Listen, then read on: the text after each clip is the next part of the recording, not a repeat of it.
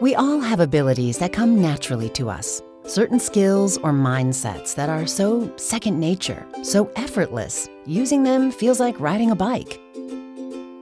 For Ava, that's keeping her cool when everyone around her is stressing out, or setting aside her own preferences long enough to really consider other points of view. Those are both kinds of emotional intelligence, but they aren't the only ones. Because the truth is, there are many different ways to be good at handling emotional and social situations, and people have different natural strengths. So, what are yours? That's where Agile EQ comes in.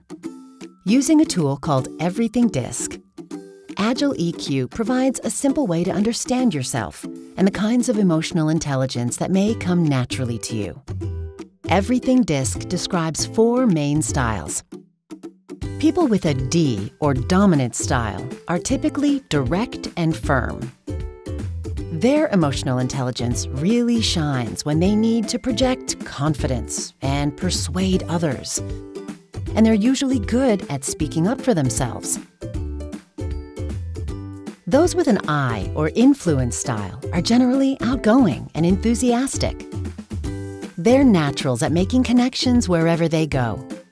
And they tap into the energy in a room by paying attention to how people are feeling. People with an S or steadiness style are usually even-tempered and accommodating. They often excel at understanding where other people are coming from, and their calm, flexible approach helps keep conversations harmonious and collaborative. And finally, those with a C or conscientiousness style are typically analytical and reserved. Their EQ strengths involve stepping back and separating facts from their personal feelings, and they're often good at showing restraint, even in tense situations. You might have one of these styles or a blend of 2, like Ava, whose SC style means she has a combination of S and C traits. The strengths associated with that part of the DiSC map are probably easiest and most natural for her. But what about when Ava needs to, say, network with strangers or confront a coworker about a problem?